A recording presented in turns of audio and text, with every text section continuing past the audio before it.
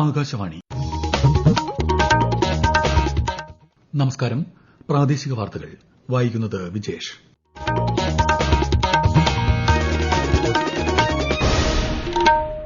പ്രധാന വാർത്തകൾ. 15ാം കേരള നിയമസഭയുടെ 16ാം സമ്മേളനത്തിന് ഗവർണറുടെ നയപ്രഖ്യാപനത്തോടെ തുടക്കം. കഴിഞ്ഞ 10 വർഷത്തിനുള്ളിൽ കേരളം സമഗ്ര പുരോഗതി കൈവരിച്ചതായി ഗവർണർ രാജേന്ദ്ര വിശ്വനാഥ് ആർലേക്കർ. സംസ്ഥാനം സാമ്പത്തിക വളർച്ചയുടെ പാതയിലെന്നും ഗവർണർ. പൊതുജന സേവനങ്ങൾക്കുള്ള AI കോൾ സെന്റർ മന്ത്രി എം. രാജേഷ് ഇന്ന് തിരുവനന്തപുരത്ത് ഉദ്ഘാടനം ചെയ്യും. ആലപ്പുഴയിൽ കാക്കകൾക്ക് പക്ഷിപ്പനി സ്ഥിരീകരിച്ചു. ജാഗ്രത കർശനമാക്കി ആരോഗ്യവകുപ്പ്. ശബരിമല സ്വർണ്ണപ്പാളി കേസിൽ പ്രതികളുടെ വീടുകളിൽ ED പരിശോധന നടത്തി. കേരളം, കർണാടകം, തമിഴ്നാട് സംസ്ഥാനങ്ങളിലെ 21 കേന്ദ്രങ്ങളിലും പരിശോധന. വനിതാ പ്രീമിയർ ലീഗ് ക്രിക്കറ്റിൽ ഇന്ന് ഡൽഹി ക്യാപിറ്റൽസ് മുംബൈ ഇന്ത്യൻസിനെ നേരിടും. വാർത്തകൾ വിശദമായി. 15ാം കേരള നിയമസഭയുടെ 16ാം സമ്മേളനത്തിന് ഗവർണറുടെ നയപ്രഖ്യാപനത്തോടെ തുടക്കമായി. കഴിഞ്ഞ 10 വർഷത്തിനുള്ളിൽ കേരളം സമഗ്ര പുരോഗതിയും വളർച്ചയും കൈവരിച്ചതായി നയപ്രഖ്യാപന പ്രസംഗത്തിൽ ഗവർണർ രാജേന്ദ്ര വിശ്വനാഥ് ആർലേക്കർ പറഞ്ഞു. സംസ്ഥാനം സാമ്പത്തിക വളർച്ചയുടെ പാതയിലാണ്. അടിസ്ഥാന സൌകര്യ വികസന മേഖലയിൽ വൻ നേട്ടമുണ്ടാക്കിയ സംസ്ഥാനം അതിദാരിദ്ര്യത്തെ ഉന്മൂലനം ചെയ്തും മാതൃകയായി. കേരളത്തിന്റെ സാമൂഹ്യ പുരോഗതിയും ശിശുമരണ നിരക്ക് ഉൾപ്പെടെയുള്ള സൂചികകളും വികസിത രാജ്യങ്ങളോട് കിടപിടിക്കുന്നതാണെന്നും ഗവർണർ ചൂണ്ടിക്കാട്ടി. Over the past decade, the state has consolidated its position as one of India's most socially advanced and institutionally robust states. My government has effectively eradicated extreme poverty while providing universal access to education, health care, and social security.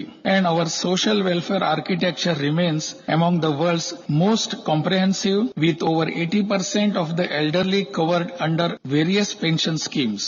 My government has consistently adopted the people first policy. തൊഴിലുറപ്പ് പദ്ധതി ഭേദഗതി ചെയ്തതും കടമെടുപ്പ് പരിധി കുറച്ചതും കേരളത്തിന് പ്രതിസന്ധിയുണ്ടാക്കിയതായും governor പറഞ്ഞു. പ്രതികൂല സാഹചര്യത്തിൽ വികസന ക്ഷേമ പ്രവർത്തനങ്ങളുമായി സർക്കാർ മുന്നോട്ടു പോവുകയാണ്. അടിസ്ഥാന സൌകര്യ വികസനത്തിലും വ്യവസായങ്ങളുടെ വികസനത്തിലും സർക്കാർ വിട്ടുവീഴ്ചയില്ലാത്ത നിലപാട് കൈക്കൊണ്ടതായും ഗവർണർ പറഞ്ഞു. സ്പീക്കർ AN ഷംസീർ, മുഖ്യമന്ത്രി പിണറായി വിജയൻ, മന്ത്രി എം. രാജേഷ് എന്നിവർ ചേർന്നാണ് ഗവർണറെ സഭയിലേക്ക് സ്വീകരിച്ചത്. ഗവർണറുടെ നയപ്രഖ്യാപന പ്രസംഗം പൂർത്തിയാക്കി സഭ ഇന്നത്തേക്ക് പിരിഞ്ഞു. സഭ നാളെ രാവിലെ 9 മണിക്ക് ചേരും. നയപ്രഖ്യാപന പ്രസംഗത്തിൽ ഗവർണർ മാറ്റം വരുത്തിയതായി മുഖ്യമന്ത്രി. മന്ത്രിസഭ അംഗീകരിച്ച നയപ്രഖ്യാപനത്തിൽ ഗവർണർ മാറ്റം വരുത്തിയത് ചട്ടലംഘനമാണെന്ന് സ്പീക്കർ AN ഷംസീർ പറഞ്ഞു. നയപ്രഖ്യാപനം അസത്യങ്ങൾ നിറഞ്ഞതാണെന്ന് പ്രതിപക്ഷ നേതാവ് VD സതീശൻ ആരോപിച്ചു. പൊതുജനങ്ങൾക്കുള്ള സേവനങ്ങൾ സുഗമവും സുതാര്യവുമാക്കാൻ തദ്ദേശ സ്വയംഭരണ വകുപ്പ് ഒരുക്കിയ AI കോൾ സെന്റർ മന്ത്രി എം. രാജേഷ് ഇന്ന് തിരുവനന്തപുരത്ത് ഉദ്ഘാടനം ചെയ്യും. സ്മാർട്ടി എന്ന പേരിലാണ് AI അധിഷ്ഠിതമായ വെർച്വൽ അസിസ്റ്റന്റിനെ അവതരിപ്പിക്കുന്നത്. എല്ലാ ദിവസവും മുഴുവൻ സമയവും വിവരങ്ങൾ ലഭ്യമാക്കുന്ന സംവിധാനമാണ് ഒരുക്കിയിരിക്കുന്നത്. ആലപ്പുഴയിൽ പക്ഷിപ്പനി ഭീതി തുടരുന്നു.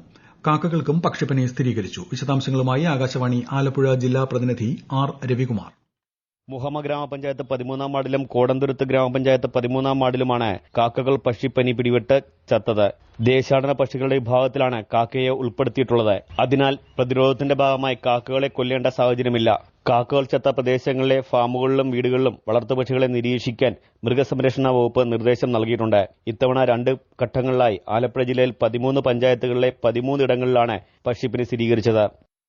ശബരിമല സ്വർണ്ണപ്പാളി കേസിൽ പ്രതികളായവരുടെ വീട്ടിൽ എൻഫോഴ്സ്മെന്റ് ഡയറക്ടറേറ്റ് പരിശോധന നടത്തി. മുൻ Devaswom board president A. Padmakumar, Unnikrishnan Potti, N. Vasu എന്നിവരുടെ വീടുകളിലും ദേവസ്വം ബോർഡ് ആസ്ഥാനത്തുമാണ് റെയ്ഡ് നടന്നത്. കേരളം, കർണാടക, തമിഴ്നാട് സംസ്ഥാനങ്ങളിലെ 21 കേന്ദ്രങ്ങളിലും പരിശോധന നടത്തുന്നുണ്ട്. അതേസമയം ഹൈക്കോടതിയുടെ നിർദ്ദേശപ്രകാരം കൂടുതൽ തെളിവെടുപ്പിനായി പ്രത്യേക അന്വേഷണ സംഘം സന്നിധാനത്ത് പരിശോധന നടത്തുകയാണ്. ശബരിമലയുമായി ബന്ധപ്പെട്ട ED പരിശോധനകളെ സ്വാഗതം ചെയ്യുന്നതായി Thiruvithamkoor Devaswom board president K. Jayakumar. Devaswom ബോർഡിൽ വിശ്വാസം നഷ്ടപ്പെട്ടിട്ടുണ്ടെങ്കിൽ അത് വീണ്ടെടുക്കണം. ഭാവിയിൽ ഇത്തരം കാര്യങ്ങൾ ഉണ്ടാകില്ല എന്ന് ഉറപ്പുവരുത്തണം. ക്രമക്കേട് നടന്നിട്ടുണ്ടെങ്കിൽ അത് അന്വേഷിക്കണമെന്നും അദ്ദേഹം മാധ്യമങ്ങളോട് പ്രതികരിച്ചു. ശബരിമല സ്വർണ്ണപ്പാളി കേസിൽ മുൻ അഡ്മിനിസ്ട്രേറ്റീവ് ഓഫീസർ S. ശ്രീകുമാറിനെ പ്രത്യേക അന്വേഷണ സംഘത്തിന്റെ കസ്റ്റഡിയിൽ വിട്ടു. കൂടുതൽ ചോദ്യം ചെയ്യാൻ ശ്രീകുമാറിനെ കസ്റ്റഡിയിൽ വേണമെന്ന SITയുടെ അപേക്ഷയിലാണ് കൊല്ലം വിജിലൻസ് കോടതി 1 ദിവസത്തെ കസ്റ്റഡി അനുവദിച്ചത്. ചോദ്യം ചെയ്ത ശേഷം ഇന്ന് വൈകിട്ട് ശ്രീകുമാറിനെ തിരികെ കോടതിയിൽ ഹാജരാക്കും. അതേസമയം കേസിലെ മുഖ്യപ്രതി ഉണ്ണികൃഷ്ണൻ പോറ്റിക്ക് ആദ്യ കേസിൽ കൊല്ലം വിജിലൻസ് കോടതി ജാമ്യം അനുവദിച്ചു. ഉപാധികളോടെയാണ് ജാമ്യം. ദ്വാരപാലക കേസിൽ അറസ്റ്റിലായി 90 ദിവസം കഴിഞ്ഞിട്ടും പ്രത്യേക അന്വേഷണ സംഘം കുറ്റപത്രം സമർപ്പിച്ചിട്ടില്ലാത്ത സാഹചര്യത്തിലാണ് ജാമ്യം. സാങ്കേതികമായി ജാമ്യം ലഭിച്ചെങ്കിലും കട്ടിളപ്പാളി കേസിൽ റിമാൻഡിൽ തുടരുന്നതിനാൽ പോറ്റിക്ക് ജയിലിൽ തുടരേണ്ടിവരും.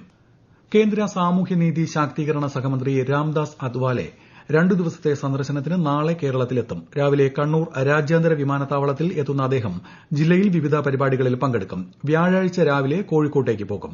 ഈ വാർത്തകൾ ആകാശവാണിയിൽ നിന്ന്. ആകാശവാണി വാർത്തകളും വാർത്താ അധിഷ്ഠിത പരിപാടികളും All India Radio news Thiruvananthapuram YouTube ചാനലിലും @All India Radio news Thiruvananthapuram Facebook പേജിലും AIR ന്യൂസ് _തിരുവനന്തപുരം ഇൻസ്റ്റഗ്രാം അക്കൌണ്ടിലും @AIR ന്യൂസ് _TVM X ഹാൻഡിലും ലഭ്യമാണ്. പ്രധാനമന്ത്രി നരേന്ദ്രമോദി ആകാശവാണിയിലൂടെ ജനങ്ങളുമായി ആശയങ്ങൾ പങ്കുവയ്ക്കുന്ന പ്രതിമാസ റേഡിയോ പ്രഭാഷണ പരിപാടി മൻ കി ബാത്ത് ഈ മാസം 25-ന്. മൻ കി ബാത്തിലേക്കുള്ള ആശയങ്ങളും അഭിപ്രായങ്ങളും മൈ ജിഒവി, നമോ ആപ്പ് എന്നിവയിലൂടെയോ 1800117800 എന്ന ടോൾ ഫ്രീ നമ്പരിലോ ഈ മാസം 23 വരെ അറിയിക്കാം. കേന്ദ്ര സർക്കാരിന്റെ വിവിധ പദ്ധതികളെക്കുറിച്ച് ആകാശവാണി തിരുവനന്തപുരം പ്രാദേശിക വാർത്താ വിഭാഗം തയ്യാറാക്കുന്ന പ്രത്യേക ചർച്ചകൾ തിങ്കളാഴ്ച ഒഴികെയുള്ള ദിവസങ്ങളിൽ പ്രക്ഷേപണം ചെയ്യുന്നു. സർക്കാർ പദ്ധതികളെക്കുറിച്ചുള്ള വിശദമായ വിവരങ്ങൾ ജനങ്ങളിൽ എത്തിക്കുകയാണ് ലക്ഷ്യം. പ്രധാനമന്ത്രി മത്സ്യസമ്പദ യോജനയെക്കുറിച്ചുള്ള ചർച്ചയുടെ അവസാന ഭാഗം ഇന്നുച്ചയ്ക്ക് 1:45-ന് കേൾക്കാം. Central marine fisheries research institute വിഴിഞ്ഞം റീജിയണിലെ സീനിയർ സയന്റിസ്റ്റ് ഡോക്ടർ സൂര്യ എസ് സംസാരിക്കും. മകരവിളക്ക് കാലത്തിന് സമാപനം. ശബരിമല നട ഇന്ന് രാവിലെ അടച്ചു. തിരുവാഭരണ ഘോഷയാത്ര ആരംഭിച്ചു. വിശദാംശങ്ങളുമായി ആകാശവാണി പത്തനംതിട്ട ജില്ലാ പ്രതിനിധി ശ്രീജി എസ് ശ്രീധർ. ഇന്ന് രാവിലെ പന്തളം രാജപ്രതിനിധി അയ്യനെ സന്ദർശിച്ച ശേഷം 18ാം പടി ഇറങ്ങി. മേൽശാന്തി അയ്യപ്പ വിഗ്രഹത്തിൽ വിഭൂതി അഭിഷേകം നടത്തി നടയടച്ച് 18ാം പടിക്ക് താഴെയെത്തി രാജപ്രതിനിധിക്ക് താക്കോൽക്കൂട്ടം നൽകി. താക്കോൽക്കൂട്ടവും മാസപൂജയ്ക്കായെന്ന സങ്കല്പത്തിൽ പണക്കിഴിയും രാജപ്രതിനിധി അഡ്മിനിസ്ട്രേറ്റീവ് ഓഫീസറിന് കൈമാറി. റാന്നി പെരുന്നാട് കക്കാട്ടുകോയിക്കൽ ശ്രീധർമ്മശാസ്ത ക്ഷേത്രത്തിൽ നാളെ രാവിലെ 11:30-ന് തിരുവാഭരണ ചാർത്തൽ നടക്കും. 23-ന് വൈകിട്ട് പന്തളം സ്രാമ്പിക്കൽ കൊട്ടാരത്തിൽ തിരികെ എത്തും. ശബരിമല നട കുംഭമാസ പൂജയ്ക്കായി അടുത്ത മാസം 12-ന് വീണ്ടും തുറക്കും. ആലപ്പുഴയിലെ പ്രസിദ്ധമായ അർത്തുങ്കൽ ബസിലിക്കയിലെ തിരുനാൾ ഇന്ന്. അമ്പലപ്പുഴ, ചേർത്തല താലൂക്കുകളിൽ ഇന്ന് പ്രാദേശിക അവധി പ്രഖ്യാപിച്ചിട്ടുണ്ട്. വനിതാ പ്രീമിയർ ലീഗ് ക്രിക്കറ്റിൽ ഇന്ന് ഡൽഹി ക്യാപിറ്റൽസ് മുംബൈ ഇന്ത്യൻസിനെ നേരിടും. വൈകുന്നേരം 7:30-ന് വഡോദര അന്താരാഷ്ട്ര ക്രിക്കറ്റ് സ്റ്റേഡിയത്തിലാണ് മത്സരം. ഇന്നലെ നടന്ന മത്സരത്തിൽ റോയൽ ചലഞ്ചേഴ്സ് ബംഗളൂരു ഗുജറാത്ത് ജയന്റ്സിനെ 61 റൺസിന് പരാജയപ്പെടുത്തി. അസമിൽ നടക്കുന്ന സന്തോഷ് ട്രോഫി ഫുട്ബോൾ മത്സരത്തിൽ പങ്കെടുക്കുന്ന കേരള ടീം നെടുമ്പാശ്ശേരിയിൽ നിന്ന് പുറപ്പെട്ടു. കേരള പോലീസ് താരം സി സഞ്ജുവിന്റെ നേതൃത്വത്തിൽ 22 താരങ്ങൾ ഉൾപ്പെടെ 28 പേരാണ് സംഘത്തിലുള്ളത്. നാളെ മുതൽ ഫെബ്രുവരി 8 വരെയാണ് മത്സരങ്ങൾ. കേരളത്തിന്റെ ആദ്യ മത്സരം 22-ന് പഞ്ചാബിനെതിരെയാണ്. കേരള കുംഭമേളയെന്ന് വിശേഷിപ്പിക്കുന്ന പ്രഥമ മഹാമാഘ മഹോത്സവത്തോടനുബന്ധിച്ച് തിരുനാവായയിൽ നിള ആരതി ആരംഭിച്ചു.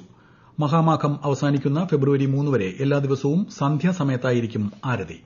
പാർലമെന്റിന്റെ ബജറ്റ് സമ്മേളനം ഈ മാസം 28-ന് ആരംഭിക്കും. രാഷ്ട്രപതി ദ്രൌപദി മുർമുവിന്റെ നയപ്രഖ്യാപന പ്രസംഗത്തോടെയാണ് സമ്മേളനത്തിന് തുടക്കമാവുക.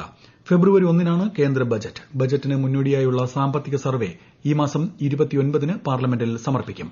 സംസ്ഥാന സർക്കാരിന്റെ മുഖ്യമന്ത്രിയുടെ കണക്ട് ടു വർക്ക് പദ്ധതിയുടെ സംസ്ഥാനതല ഉദ്ഘാടനം നാളെ തിരുവനന്തപുരത്ത് മുഖ്യമന്ത്രി പിണറായി വിജയൻ നിർവഹിക്കും. തൊഴിലും നൈപുണ്യവും വകുപ്പിന് കീഴിലുള്ള നാഷണൽ എംപ്ലോയ്മെന്റ് സർവീസ് വഴിയാണ് പദ്ധതി നടപ്പാക്കുന്നത്.